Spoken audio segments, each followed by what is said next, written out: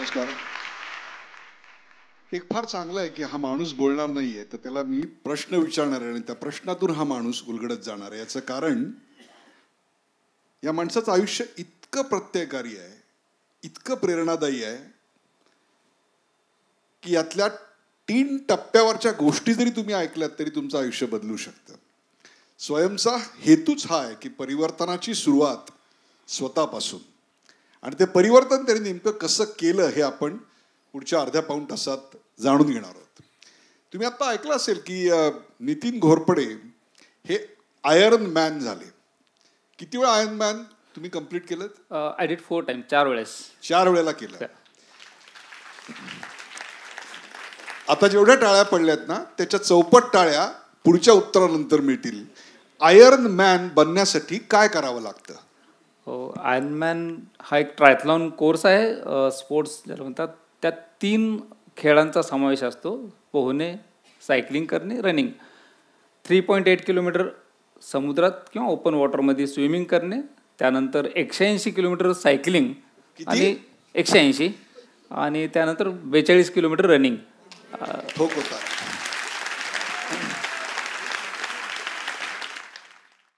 हे सगळं तुम्ही इतक्या सहज सांगताय की जणू काही पर्वतीला चढून उतरून खाली आल्यानंतर वाटावं इतकं सोपं वाटावं हे, पण निश्चितच हे सोपं नव्हतं. आणि विशेषतः ज्या प्रकारचं खडतर बालपण तुमचं गेलं, त्या बालपणानंतर माणसं कडवट बनतात, अंतर्मुख होतात, समाजाविषयी एक प्रकारचा मनामध्ये पूर्वग्रह दूषित बनतात. परंतु आजूबाजूला सगळंच प्रतिकूल असताना तुम्ही मात्र सतत पॉझिटिव्ह राहिलात.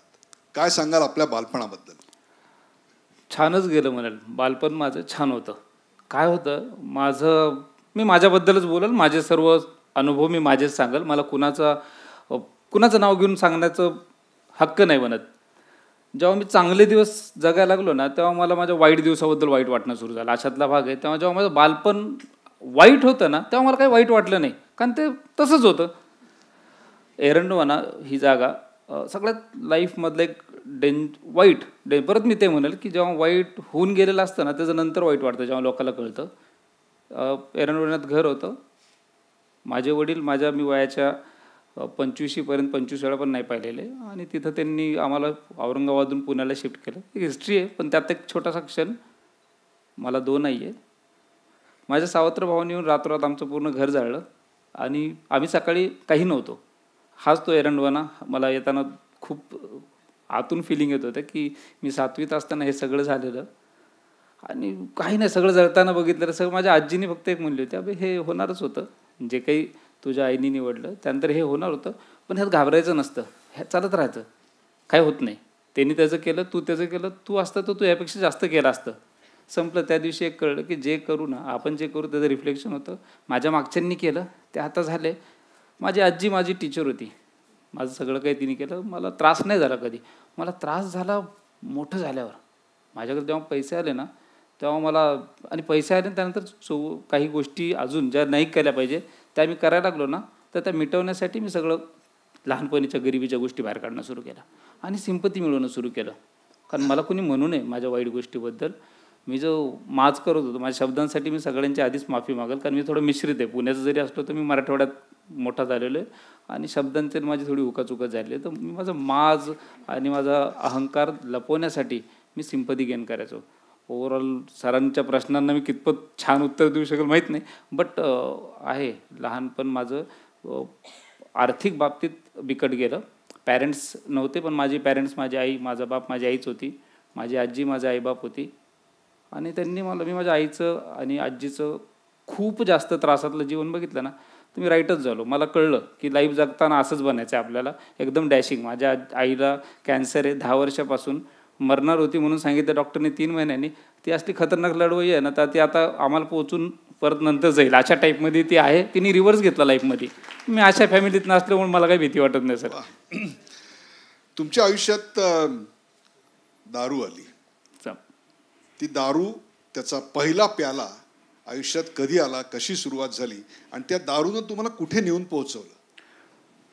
लहानपणापासून दारू पाहिली असं म्हणायला, मी ज्या काही माझं अपब्रिंगिंग, चांगल्या भाषेत जे म्हणतो ना अपब्रिंगिंग जे झालं ते वस्ती एरियामध्येच झालं. तर दारूबद्दल असं काही वाईट हीन भावना असं काही नव्हतं. ठीक आहे, दारूमुळं माणसं मरतात हे जसं फॉरवर्डेड आहे तसंच आता फॉरवर्डेड असतं तसंच माहिती होतं. मरतात ह्याच्याबद्दल काही घेणदेणं नव्हतं. 8वीत असताना सहज धुलिवंदनला धुळवड मनवल्या जाते मराठवाड्यामध्ये. आमच्या म्हणून कोणी वाईट वाटून देऊ नका, मी पुण्याचंच आहे.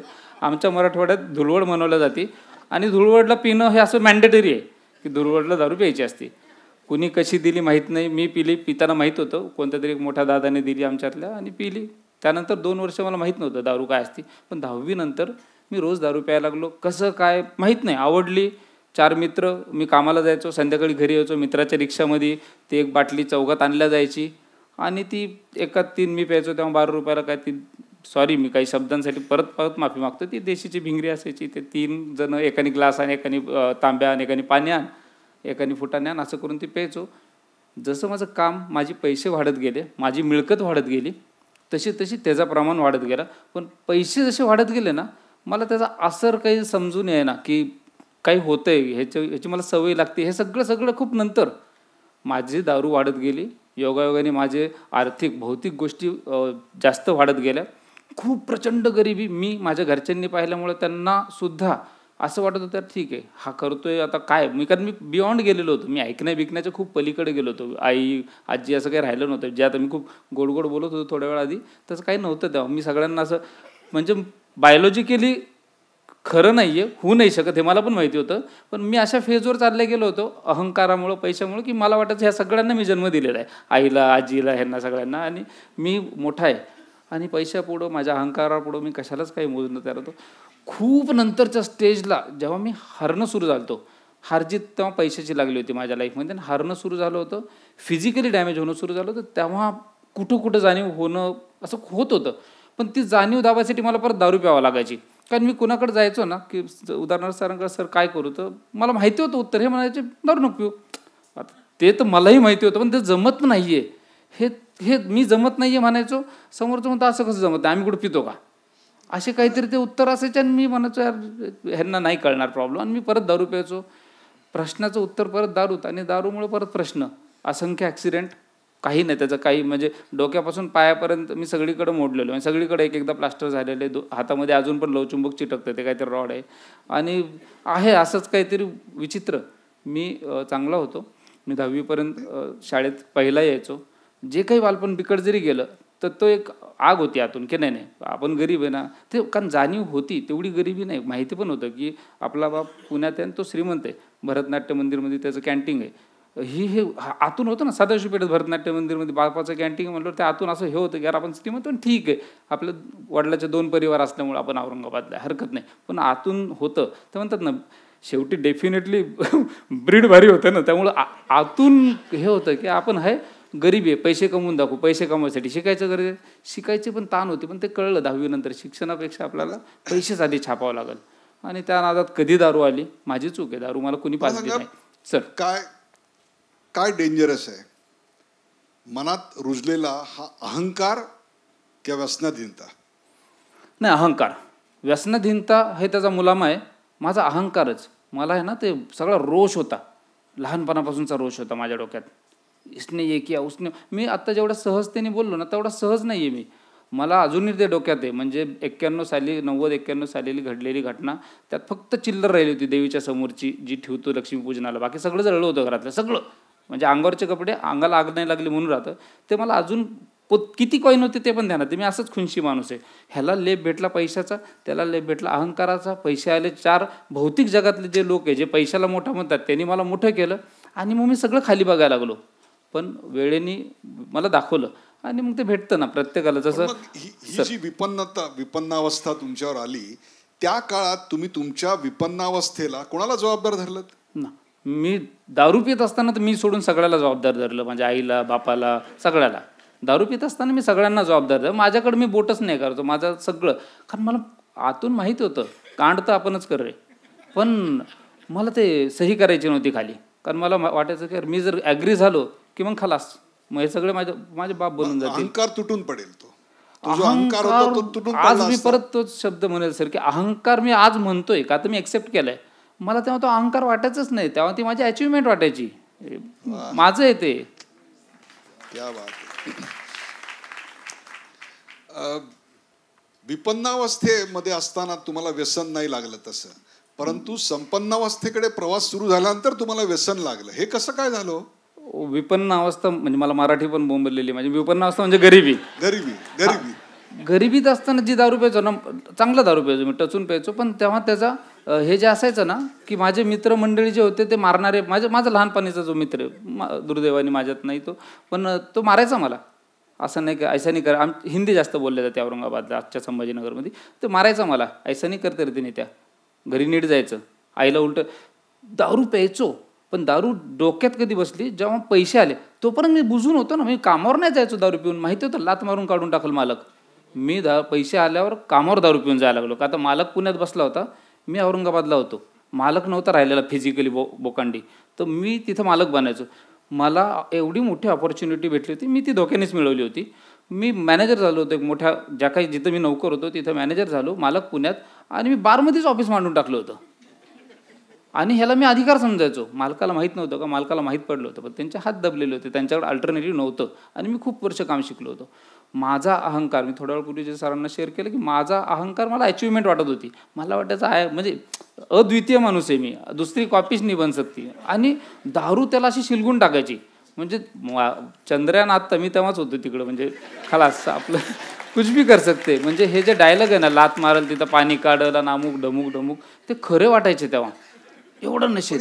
या दारूचा शरीरावर काही परिणाम नाही झाला? लिव्हर सिरोसिस अमुक तमुक असे काही रोग? तो खूप लास्टचा स्टेज सर. म्हणजे दारूचा परिणाम जर मी सांगायचं झालं तर सुरुवातीचे परिणाम सगळे गोड गोड होते. कारण पार्टीज, मला असं ते चांगले कपडे. आत्ताच मी दादाला शेअर करताना सांगितलं की कार्यक्रमामुळे नवीन टी शर्ट भेट, म्हणजे मला आजची अचिव्हमेंट ही कार्यक्रमामुळे नवीन टी शर्ट घेतला. दारूमुळं काय झालं, मी पेस्त्री झालो थोडासा. पैसे होते, दारू होती, पेस्त्री बनलो. जिकडे तिकडे जायचो तर थोडासा असं. आणि ही आत्ता जे थोड्या वेळ पहिले कौतुक झालं, मला नवीन नवीन हे अंगात भरलं होतं कौतुक आयर्नमॅनचं. पण हे कौतुक पैशाचं लय डेंजरस होतं एकदम. ज्या लोकांनी मला एकदम रॉ बघितलेलं होतं ना, मी म्हणजे माझ्या नातलग पण असतील इथं डेफिनेटली, आय एम सॉरी. भीक पण मागितलेली आहे. आर्थिक परिस्थिती जेव्हा माझी काय होती नाही ना, आई कार्यक्रमाला जायची, आम्ही घरी 4 भावंड 4 बहिणी, कुणाकडे तरी नोकरांनी म्हणून दिलेलं नातलगातच. आणि भाऊ मोठा होता, तो थोडा टाग्या असल्यामुळं तो त्याच्याला आणि नसायचं. तर त्या ह्याच्यातनं जेव्हा पैसे आले ना, तोच माणूस समजू शकतो ज्यांनी गाडी पुसलेली आहे. मी ह्याला काही मोठं पण नाही म्हणत आहे, परिस्थिती होती ती. पण फडकं मारून नंतर असं तोबाडात हाणून मग 1 रुपया हातात द्यायचे ना, त्यानंतर जेव्हा असं बंडल असायचे ना, तेव्हा असं उतमात असायचं. असं वाटायचं तू भेटला पाहिजे राव आज, तुझ्याने 1 रुपया दिला होता ना कांठळीत हाणून, त्याला आधी विकत घेतला असता मग मारला असता. तो होता ना, त्याच्यामुळे दारूला डबल शिलगलं. आणि मग सुरू झालं मग ॲक्सिडेंट. तो का नैसर्गिक होतं. मी ज्या प्रकारची, मला औरंगाबादून पुण्याला यायला 12-12 तास लागायचे. म्हणजे हळूहळू जो बार दिसेल तिथं थांब पी असं, म्हणजे माहीत नसायचं, कॅलेंडर चेंज व्हायचे. माझं दारू पिणं एवढं उच्चांक गाठले गेलेला होता की मला कळायचं नाही. मी असं रूममध्ये कधी उठलो आणि बघितलं तर कॅलेंडर दिसायचं, घड्याळ दिसायचं. घाबऱ्यापोटी घरच्यांनी दार लावलेलं असायचं परत दारू प्यायला, तर कळायचं नाही 6 कधीचे, हे सकाळचे संध्याकाळचे, कॅलेंडर आहे, तारीख कोणती असली. आणि ते काही नाही, जाऊ दे म्हणायचं, आपल्याला काय करायचं, काही नाही. परत तसं शांत वाट बघायचो. दारू उतरल्यावर गरिबासारखा, दारू पिल्यावर वाघासारखा, असं काहीतरी. मी पागल झालो होतो. इन शॉर्ट सांगायचं सर, तर वेडा मी पूर्ण झालो होतो. फक्त मी स्वतःला, मला कळायचं आपण वेडा झालेलं, पण मी ॲग्री होत नव्हतो की मी वेडा झालो आहे. मला कळत होतं मी संपायला चाललो आहे. माझे ॲक्सिडेंट वारंवार होत होते. माझं लग्न करून दिलेलं होतं, ते काही दिवसातच मोडण्यावर आलेलं होतं. असे काहीतरी खूप चित्रविचित्र, आणि मी एक्सेप्ट करत नव्हतो. प्रेक्षक, आपण एखादा चित्रपट बघतो ना, त्यावेळेला इंटरव्हलपर्यंत एक वेगळी स्टोरी असते आणि इंटरव्हलच्या नंतर वेगळी स्टोरी असते. तर आता असं समजा की इथे इंटरव्हल झाला, आता इंटरव्हलच्या नंतर बदललेली स्टोरी काय होती ती आपण यांच्याकडून ऐकून घेऊया. लक्षात घ्या, लिव्हर सिरोसिसपर्यंत पोहोचलेला, लग्न मोडायच्या अवस्थेपर्यंत पोहोचलेला, दिसेल त्या बारमध्ये दारू पिणारा आणि दारू प्यायल्यानंतर जगाला आपल्या या गरीब अवस्थेला जबाबदार धरणारा हा माणूस आता काय आयुष्यात घडलं ते आपण ऐकूया. दारू सुटली त्यानंतर ती नेमकी कशी सुटली आणि त्यानंतर कधीही दारू प्यावीशी वाटली नाही? दारू थांबली. मी ज्या काही फेलोशिपला किंवा मी ते काही गोष्टी अनामिक असतात, त्यामुळे मी तर नाव इथं पूर्णतः घेणार नाही. बाकीच्यांच्या माझ्यासाठी धोके. दारू थांबली. मी ज्या ह्याला फॉलो करतो गोष्टीला, त्यात एक सांगितलं जातं की दारू थांबलेली आणि ती थांबलेली राहायसाठी मला त्याच्यावर रोज प्रॅक्टिस करायचं आहे. माझी भाषा सुधारण्यासाठी मला रोज चांगलं जसं बोलावं लागेल, माझी हेल्थ चांगली राहण्यासाठी मला रोज व्यायाम करावा लागला. आयर्नमॅन केल्यानंतर मरुस्तोवर मी काही नाही का, मला रोज व्यायाम केला तर मी ते टायटल टिकू. तसं दारू माझी थांबलेली आहे. एक दिवसाच्या हिशोबाने मी मागील 13 वर्षापासून दारू पिलेली नाही आहे. आणि मी रोज सकाळी उठून प्रार्थना करतो देवाला की मला आजचा दिवस दारूपासून दूर ठेवू. ह्या थीमवर माझी दारू थांबलेली आहे. नितीनजी, स्वतःची दारू सुटणं ही एक अचिव्हमेंटच आहे, परंतु तुम्ही स्वतः बरोबर दुसऱ्याची दारू सोडवली? नाही, सोडवली नाही. मी आत्ताही जे सांगतोय, माझ्या सांगण्याचा आशय इथं येऊन मला जे सरांनी आणि सर्वांनी इथं बोलण्याची जी अपॉर्च्युनिटी दिली, यातनं मला एकच मेसेज द्यायचा आहे. माझ्यासारखा गॉन केस, माझ्यासारखा होपलेस माणूस नीट होऊ शकतो. तर प्लीज आपल्या आजूबाजूला, माझ्याकडं मी कुणालाही परत सांगेल की मी कुणाला इंटेन्शनली बोलत नाही आहे, आपल्या आजूबाजूला व्यसनी म्हणजे काय, जो कधीमधी पितो तो व्यसनी नाही. असं मी व्यसनीच एकदम सिम्पल, मी प्रश्नाच्या थोडा बाजूला जातो. व्यसनीबद्दल काय होतं, मी 4-8 दिवसापूर्वी एक IA अशा एक मोठ्या अधिकाऱ्याकडे गेलो. एक व्यसनमुक्ती संबंधितला कार्यक्रम होता आणि त्यांचे तोंडात गुटखा चावतच ते मला म्हणले, वो सब मेरे को मालूम है, हम नहीं करते. प्रॉब्लेम काय होतो, जेव्हा व्यसनाबद्दल कुणाकडे बोलायला जाऊ तर त्यांनीच काल परवा कुठेतरी ओकेशनल पार्टीमध्ये एक पॅक घेतलेला असतो, त्यामुळे ते व्यसनावर बोलतच नाही. ते त्या व्यक्तीबद्दल बोलतात जो रोडवर पडलेला आहे. व्यसनाची नॉर्मल डेफिनेशन आहे, दारुडेपणाची एकदम नॉर्मल डेफिनेशन आहे, जो या व्यक्तीला येत्या प्रत्येक काही दिवसांमध्ये दवाखाना बघावा लागतो.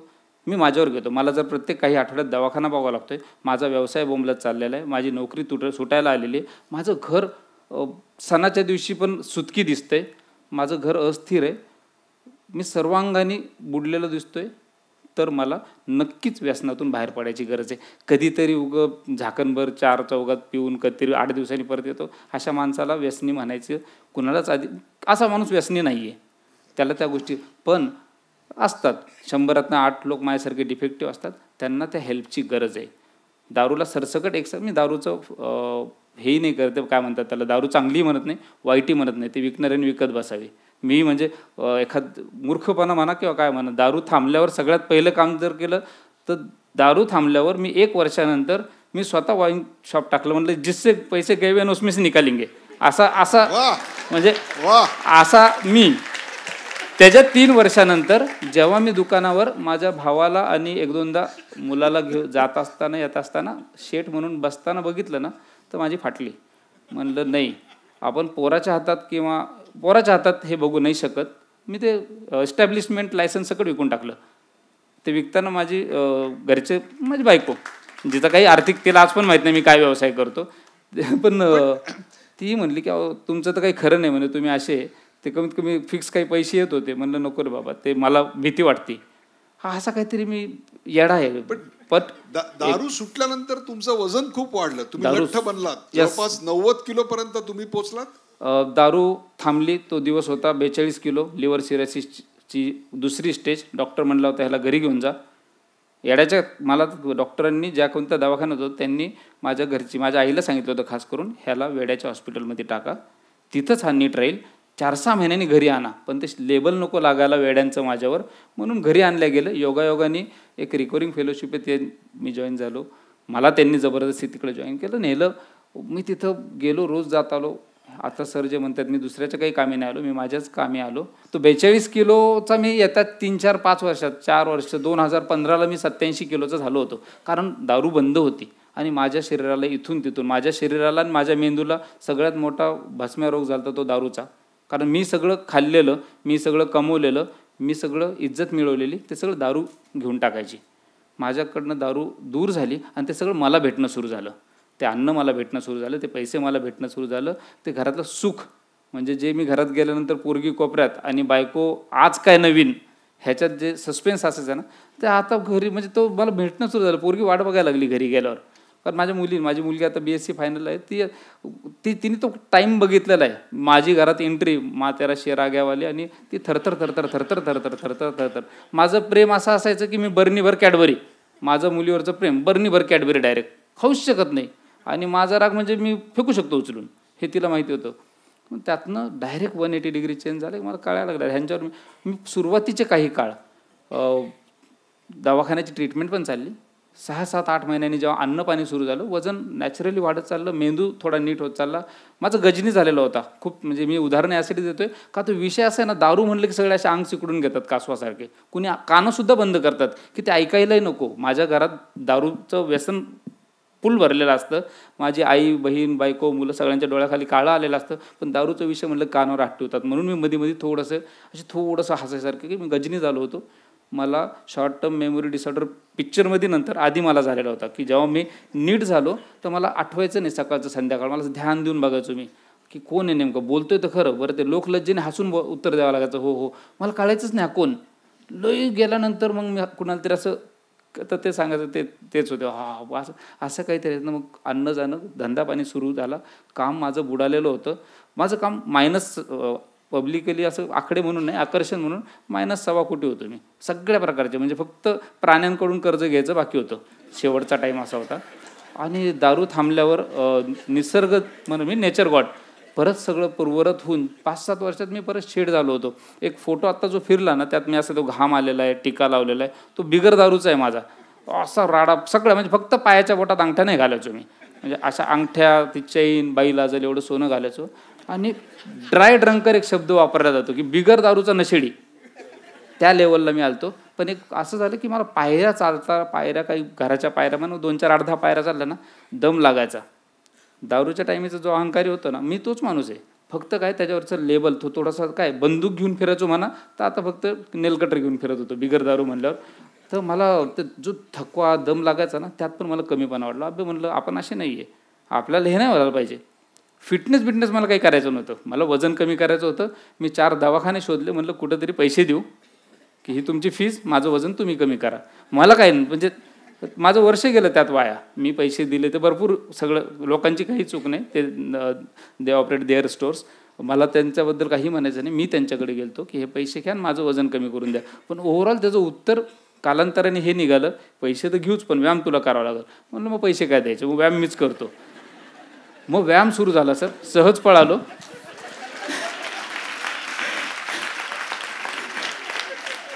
धन्य. व्यायाम ते आयर्न मॅन हा प्रवास सोपा नाहीये, त्याविषयी काय सांगाल?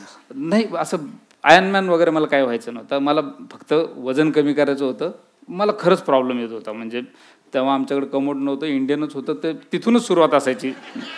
तर वांदे असे झाले होते ना की, आणि मी जे केलं ना, मला काल परवाच माझा एक मित्र आणि मैत्रिणीसुद्धा मला असं एकदम छान म्हणले की यार तू आहे ना असं येडे वाहून देतो. मी सरांना आता ऐकताना ते बघितलं ना, मला आवडलं. वाहून, माझा तो नेचर आहे. मी दारूत पण वाहून दिलं. मी त्याच्या आधी माल छापायला वाहून दिलं. मी माझ्या आईला जे काम करताना बघितलं, भांडे घासताना मला लाज नाही येतात. माझ्या आईचं काम होतं ते. तर आमच्याकडं होळी दिवाळी तेव्हाच असायची जेव्हा लोकांच्या घरी लग्न. म्हणजे ते आमच्या दिवाळीचा सण असायचा, कारण ते यायचं घरी खायला ना. इथंच दत्तवाडीलाच नाक्यावरच पुढं बंगले बनले होते. आई कामाला जायची. तर असे काही क्षण बघितले तेव्हा डोक्यात होतं, माल तर छापायचा. सुदैवाने काही मी चुकीच्या मार्गाला नाही लागलो, नाही तर माणसं मारून माल कमवला असता. पण सुदैवाने ती त्याची योजना होती वर्षाची की त्यांनी मला योग्य ठिकाणी लावलं आणि मी त्यातनं मार्ग मला सापडला. माझं काही हे नाही. पण ती सर बोला.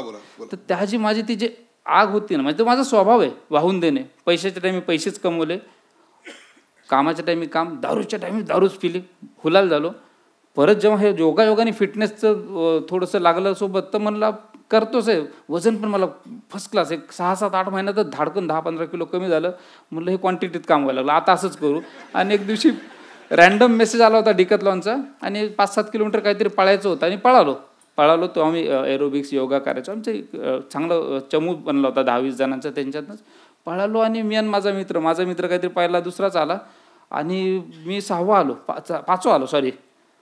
ठीक आहे, ते पिक्चरसारखंच 5वा आलो. खरं आनंद खूप झाला, एकदम लहान मुलासारखा आनंद झाला. पण ते पहिला आल्याबद्दलचं मनात होतं की आपण पण येऊ शकत होतो, यावं तर लागल. मग तिथून जे सुरुवात झाला प्रवासाचा, माझा सहज म्हणून सांगायची बात, मी 5 किलोमीटरपासून सुरुवात केलेली 2015ला. 2017ला मी 100 माईल्स पळालो होतो 28 तासात, नाशिक ते मुंबई. त्यातला पण म्हणजे आता जसं मी सरांनी एक काहीतरी शब्द वापरला, गरिबीला, इंग्लिश शब्द माझ्यासाठी तो मराठीतला, व मी रजिस्टर. प्रॉब्लेम काय माहिती आहे का, या खुर्चीवर तुमच्या आधी मला वैशाली करमरकरांची बोलायचं होतं, त्याचा कॅरी फॉरवर्ड इफेक्ट आहे. मी तो रेस इथं जवळपास सर्व, आता पुणे मोठी सिटी, इथं रेस मॅरेथॉन रोज होतात. सगळे सकाळी तंग होतात, ते लोक पळतात आणि स्कूटरला जागा नसते, पुणेकर आहेत आपले. तर ते 100 माईल होतं. मी रजिस्टर केलं, फीज भरली, नाशिकला गेलो. उद्या पळायचे. 4 एप्रिल 2017-18ची गोष्ट असेल. 4 एप्रिल मस्त ऊन होतं आणि 3 एप्रिलला पोहोचलो. ते आदल्या दिवशी जे काही किट घ्यायचं असतं, बिब नंबर, चेस्ट नंबर, ते सगळं घेतलं आणि 2 लाईन होत्या. 100 किलोमीटर 100 माईल्स. म्हणलं आपलं काहीतरी गेम वाजलेला आहे. मला ते कळलंच नाही 100 माईल म्हणजे 161 किलोमीटर. मी 100 किलोमीटर म्हणून नोंद केली होती. मला वाटलं 100 माईल म्हणजे लहानपणापासून मैल ऐकलं होतं. 2 मैल चालायचं, 4 मैल. म्हणलं 100 माईल मराठीत मैल म्हणजे किलोमीटर. हे माझ्या आत्ताची गोष्ट आहे बरं का, जास्त दूरची नाही, लहानपणाची नाही आहे. त्यामुळे मी परत शाळेत जातोय. मुलगी BSc फायनल आहे आणि मी YCM येऊन BA सेकंड इयरला आहे आता. मी तर आता 100 माईल्स रजिस्टर केलं. काही दिवसांनी असं होऊ नये की तुम्ही शिकता आणि तुमचा धडा अभ्यासक्रमात आहे. नाही, असं काही नाही. मी जे काही करतोय ते त्यातलं थोडंसुद्धा कॉपी पेस्ट माझ्या लेकरांनी जरी केलं तरी बस. म्हणजे जे आत्ता करतोय ते त्यांनी कॉपी पेस्ट करावं. हे नंतर आलेला विचार. सरांनी जो विचारला प्रश्न त्यातलाच की मला ते कळलं नाही, पण आता म्हणलं हो घ्या ना, आता काय त्याला, आता बांध तर सुटलंय. पळालो 161 किलोमीटर. ते मरता क्या नाही करतावाली फिलिंग शेवटचे 4 तास होते. खूप शिवाय दिला स्वतःला. म्हणलं असं नाही करायचं. याच्यानंतर तिथून मी सुरू केलं. माईल्स आणि किलोमीटर हे वेगळं असतं, ते घड्याळात पण. आणि तसं करता करता त्यानंतर मग 21 किलोमीटर. मी आजपर्यंत जर हे किलोमीटरचं काही सांगायचं झालं असं म्हणजे काही विशेष नाही. मी परत ते म्हणेल, मी औरंगाबाद छत्रपती संभाजीनगर शहरात ही अजून गोष्ट वाढायची आहे. त्यामुळे मी तिथं पहिला, असं मराठवाड्यात पहिला वगैरे, पुणे मुंबईत असे घर सोडून 10 आहे. मी 10 किलोमीटर मोजले नाही किती. 21 किलोमीटर मी 100पेक्षा जास्त वेळा पळालो असेल. ऑफिशियली 50 वेळा पळालेलो आहे. 42 किलोमीटर म्हणजे ज्याला फुल मॅरेथॉन म्हणतात ते 10 वेळा पळालो आहे, धावलो आहे. 50 किलोमीटर 5 वेळा, 100 किलोमीटर 2 वेळा, 161 किलोमीटर मी आता एक्सप्लेन केलं ते 1 वेळा. हे धावलो आहे. Cycling me 200, 300, 400, 600 kilometre at a straight चाललं आहे. ह्या स्पर्धा असतात ब्रेवेट म्हणून, त्या इन इयर थ्राईस 3 वेळा केलेलं आहे. 200 किलोमीटर मी 18-19 वेळा केलं असं सेपरेटली. स्विमिंग मी पोरबंदर, मुंबई आणि काही ठिकाणी 5-5 किलोमीटरचे 3 वेळा, म्हणजे 2.5 किलोमीटर आत जाणं, 2.5 किलोमीटर बाहेर येणं, असे स्पर्धा 2-3 वेळा केलेलं आहे. आयर्नमॅन जे आता हे सांगितलं हे मी विदेशी 4 वेळा केलं आहे. 2 वेळा 70.3 यातला अर्धा भाग. आजच गोव्याला चालू आहे ती स्पर्धा. मागच्या वर्षी मी येऊ नाही शकलो, ही 2 वेळा. हे सगळं आकडेवारी आकर्षणासाठी. मी परत तेच सांगेल की हे सगळीकडे आहे, पण करायचं ठरवलं ना तर होऊ शकतं. तर आपल्या आजूबाजूला असणार हा जो करायचा आहे तो होऊ शकतं, ह्याच्यावरच प्रश्न आहे. कारण आपल्याकडे काय माहिती का, प्रत्येक जण 1 जानेवारीला ठरवतो की या वर्षी, आणि 5 जानेवारीला तो कागदच सापडत नाही ज्याच्यावर ठरवलेलं असतं. हा प्रॉब्लेम आहे. त्याच्यावरच एक प्रश्न आहे की हे जे सगळं तुमचा हा जो अफलातून प्रवास आहे, एकीकडे प्रचंड दारू आणि तिथपासून ते डायरेक्ट आयर्न मॅन आणि सगळी समृद्धी, याच्यात नशिबाचा वाटा किती आणि मेहनतीचा वाटा किती? नाही, समृद्धी पैशाला मी नाही मानत देवकृपेने. आता मागील 13 वर्षापासून समृद्धी मला पहिले जी कळली ती मला माझ्या कमिटमेंटची, निसर्गाने दिलेल्या गोष्टीशी, माझ्या स्वतःच्या खरेपण. हे खूप जरा नाटकी शब्द वाटतात पण वागावं लागतात. नशिबाला मी शब्द देईल. माझ्या आई आजीचा आशीर्वाद, मला जे वेलविशर्स आहे त्यांचा आशीर्वाद, हेच नशीब. म्हणून मी जिवंत राहू शकलो. अदरवाईज मेहनत तर असं काही नसतं. मी जेवढं काम करेल तेवढे पैसे मिळतील. समृद्धीला सगळं जग पैसे मानतं, तर ते माझी जेवढी पात्रता तेवढी मिळणार आहे मरुस्तवर. माझे जे काही शिक्षण असेल, मला जेवढं वजन उचलता येत असेल, जी माझी कुवत, ते मला पैसे मिळेल. पण मेहनत, जी सरांनी आत्ता बोलले ना 1 जानेवारीवाला, तो मॅटर खूप गरजेचा आहे.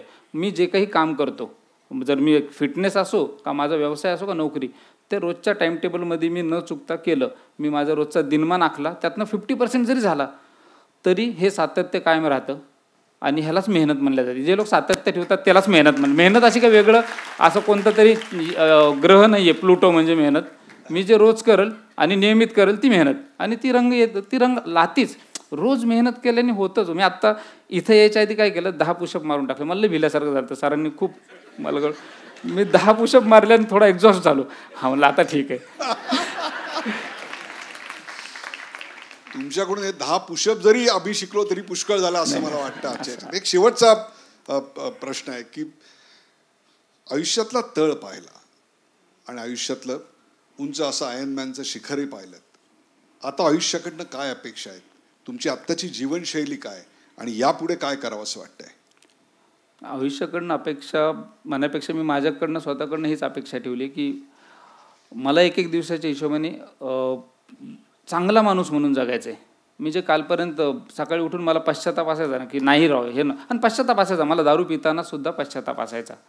मला दारू पिताना पश्चाताप असायचा, दारू उतरली की पश्चाताप व्हायचा, पण ताकद नव्हती त्याला फेस करायची. तर मला असं काही माझ्या हातून घडूच नाही की ज्याचा मला पश्चाताप हो. आयुष्याकडनं मला एवढंच पाहिजे. मी ज्या दिवशी माझं ध्येय पैसे कमवत नाही का, मी कमवतो पैसे. मी माझा एक छोटा मोठा जो व्यवसाय खूप कमी करतो, मी आळशी आहे कामाला. जिथं माल म्हणले की आता मी थोडं बॅकफूटवर जातो का, आता मी जो घाबरलो ना त्या पैशाला, माझी ती भीती बसली माझ्या मनात आणि त्यामुळे मी आता त्याच्या मागं नाही लागत आहे. घर माझं चालतं. मी दादाशी आत्ता बोलता बोलता गप्पा मारतो, तर माझं घर खूपच चिल्लर. जो फोटो बघितला ना त्याच्या फक्त मागचे भिंती बदलल्यात, थोडंसं आता लस्टर फस्टर मारलेलं आहे. अदरवाईज त्या आतले जे लोक आहेत तसेच आहे आमच्या घरातले. मी माझा भाऊ आमची 7-8-10 जणं राहतो, खालीवर राहतो. वाद होतात छान घरात, ते सगळं आहे. पण त्या वादाचा आता काचा फोडण्यावर जात नाही. एकमेका म्हणजे भिंत आणि मुंडकं एक असं काही होत नाही. हे मरुस्तर राहो. आमच्या घरात आता खंडन होतं एखाद्या गोष्टीवर. मी माझ्या मित्राची मुलगी संस्कृत बोलून ते शब्द त्यातनं मी ऐकलेलं आहे. खंडन होतं, मंथन होतं एखाद्या शब्दावर, जे वादंग व्हायचे. मग तलवार निघायची आणि खरोखरची तलवार निघायची की तू घरी जा, निघती का मी मारू. आता नाही, आता शाब्दिक तलवार म्हणजे हां आता निघाले, म्हणजे सकाळी शब्द असतो आता निघाले बुटं घालून, म्हणजे पळायला असे काहीतरी एकमेकाला टोचणे असतात. पुण्यात राहिल्यासारखं वाटतं घरी. आणि असंच माझं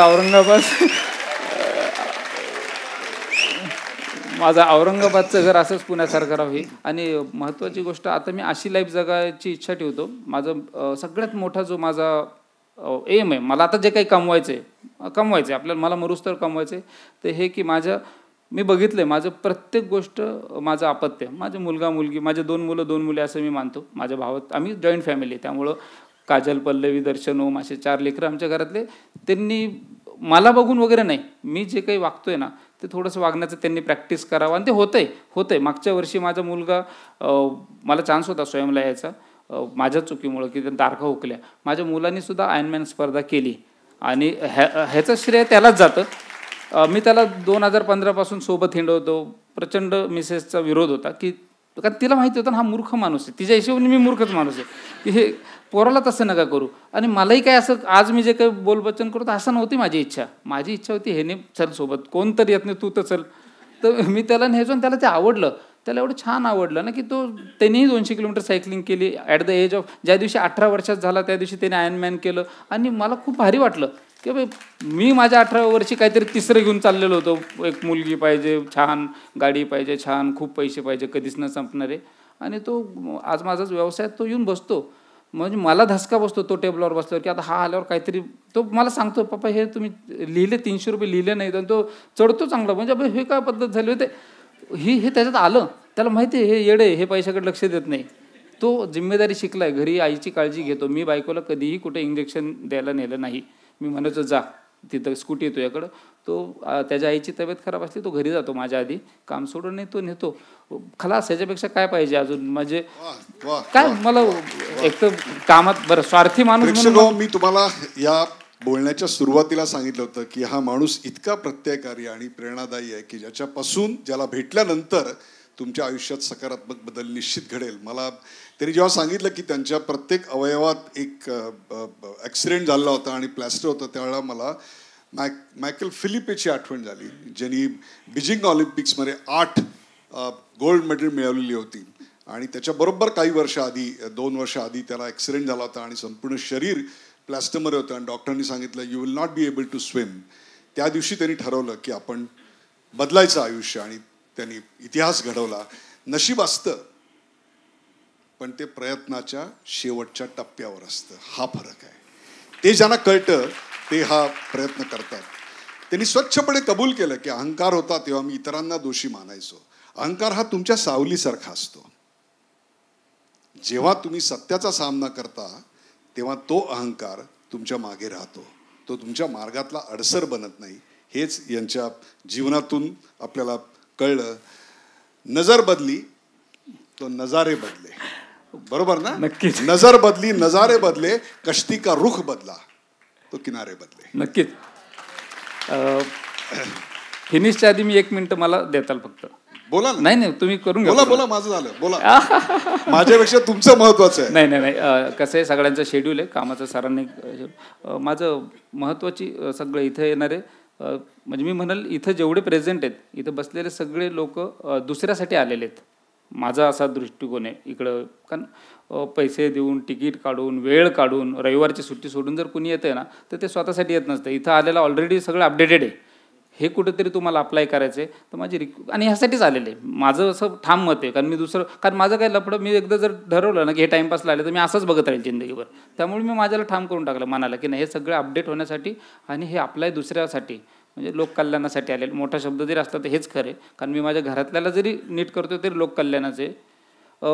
कोणताही आसपासचा माणूस जो ॲडिक्ट झालेला आहे, कोणताही नशा असू द्या, मी कोणत्याही गोष्टीला प्रमोट नाही करते, तर तो गॉन केस नाही आहे, होपलेस नाही आहे. कोणतीच केस शेवटची नसती. होतं माझ्यासारखा माणूस जेव्हा घराचं वाटोळं करून टाकतो ना, संपून टाकतो, सगळं संपून टाकतो. म्हणजे आता उद्या आज रात्री कोणाच तरी खून करेल घरातल्याचा, नाही तर उद्या काहीतरी हा सर्वनाश करेल, अशी परिस्थिती मी केलेली आहे. असतं आपल्या आसपासाचं, पण त्याच्यावर होतो. मी कोणता इलाज जादू नाही सांगणार आहे, पण तो माणूस बाहेर येऊ शकतो. त्याचं उदाहरण मी नाही आहे, तुमच्या सगळ्या लोकांनी बनवलेला मी आहे. कुणालाच बागं टाकू नका. ह्या गोष्टींना बरेचसे होप्स असतात. No one case is hopeless. ह्याचा जो काही यानंतरचे काही या गोष्टीवर की ह्यातनं होतं, अशा कार्यक्रमानंतर खूप प्रश्न येतात की काय. कारण मला माझ्यासारखंच असतं ना सगळ्यांचे, पैसे घ्या इलाज द्या.